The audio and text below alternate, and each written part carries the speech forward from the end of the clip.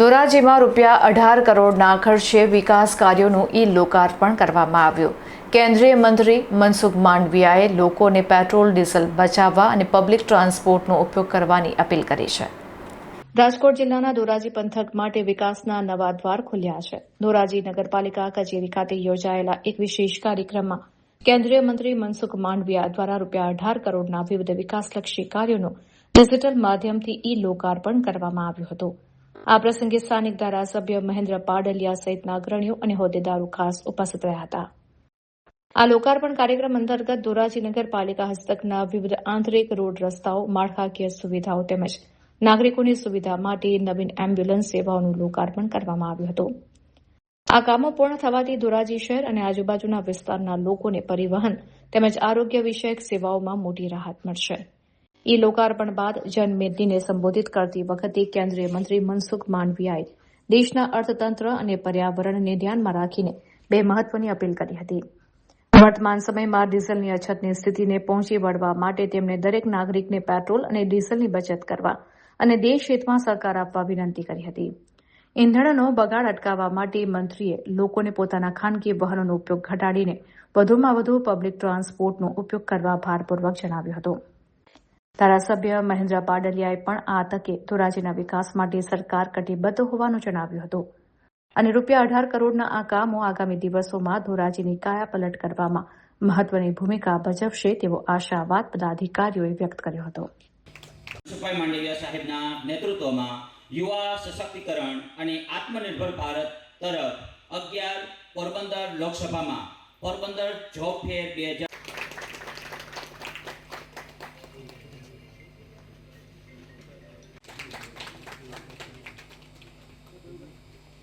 ખુબ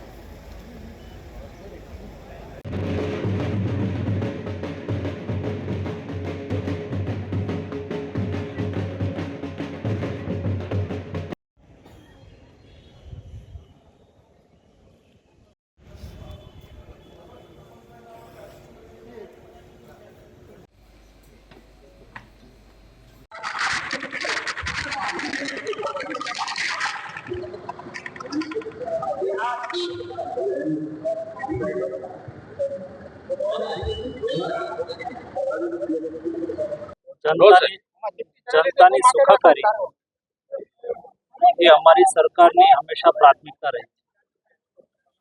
ધોરાજી નગરપાલિકાની જનતાની સુખાકારી માટે આજે રોડનું શિલાન્યાસ, લોકાર્પણ સહિતના 18 કરોડના કામો લોકાર્પણ અને શિલાન્યાસ કરવામાં આવ્યું છે।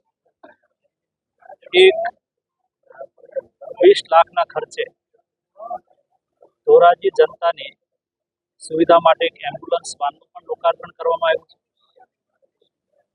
ધોરાજી નગરની સુવિધાઓમાં વધારો થાય, ધોરાજી નગરની જનતાની સગવડતાઓમાં વધારો થાય તેના પ્રયાસ રૂપે વિકાસ કાર્યોનો પ્રારંભ થઈ રહ્યો છે।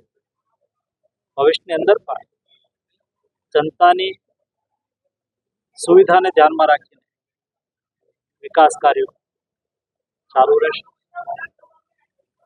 વર્તમાન સમયની અંદર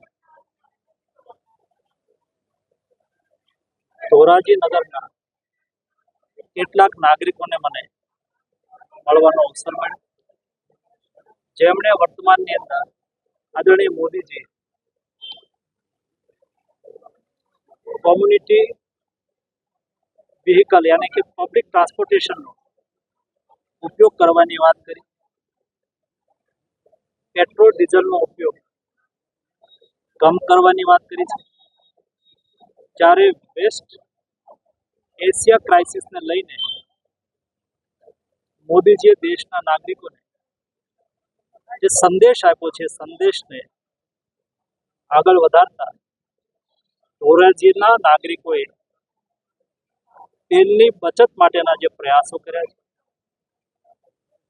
પબ્લિક ટ્રાન્સપોર્ટેશનનો ઉપયોગ કરવા માટેની પ્રતિબદ્ધતા વ્યક્ત કરી છે.